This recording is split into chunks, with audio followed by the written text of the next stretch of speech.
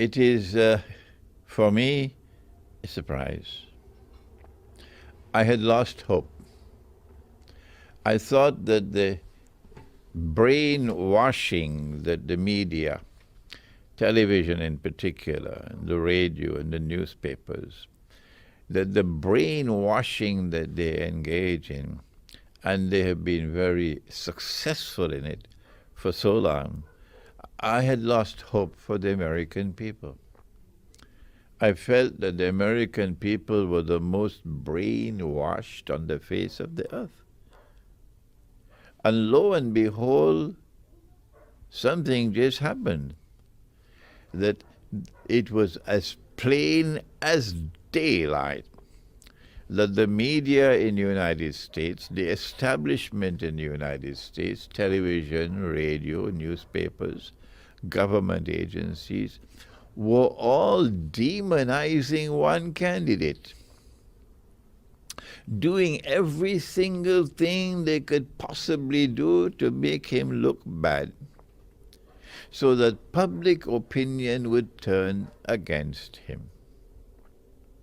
And the other candidate, who I consider to be the candidate of war, because those who control power in the United States, in Britain, France, in Germany, in NATO, are, in my opinion, lusting for war with Russia and China, because Russia and China are not prepared to bend their knees in submission. And these people have an arrogance unprecedented in history that they want to rule the whole world. Everybody must bend down, bow down, and submit to them. But Russia says no. The Russian knee will not bend to you. And China says no. The knee of China will not bend to you. And the other candidate was the one who was in harmony with this and supporting war on Russia, war on China, which would have been nuclear war. You don't need a PhD to know that. The world has never experienced nuclear war. No. The results of the elections in the United States indicate that a large number of people in the United States are still capable of thinking. And this is wonderful news.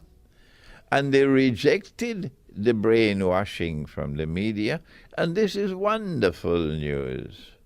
And we now have a result of the elections in the United States of America, which, first of all, most important of all, has now delayed nuclear war. We don't know for how long this window of sunlight will remain open.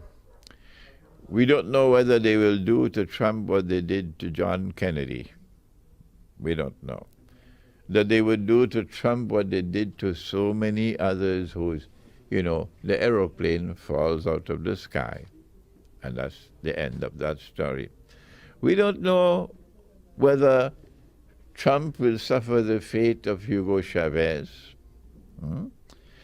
But while this window of sunlight remains, there is hope now that Britain will also refuse to submit to brainwashing. And so too France and Germany and Belgium. And so there must be panic now. Panic in the hearts of those who are oppressors. And I am, of course, pleased with that kind of result.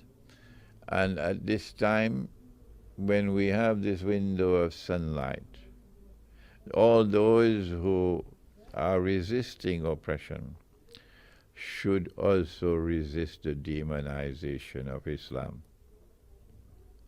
I speak as an Islamic scholar. I have been in the field I'm now almost 75 years of age, And I have been blessed with a profile which is now fairly well recognized around the world, largely through the internet. And I speak for Islam to say that we are a religion like Christianity, like Judaism, authentic Christianity, authentic Judaism. We have zero tolerance for oppression. Unfortunately, they have installed governments all over the world of Islam who are in their pockets, the pockets of the oppressors, but not the people. And so my response to the election in the United States is that we now have a little time. Let's use this little time. We don't know how long it will last. Let's use this little time to reach out to each other and come together in one community of people across the borders of religions, even those who don't have a religious faith, but who are in opposition to the oppressor. Let us come together in friendship and in alliance against a common enemy.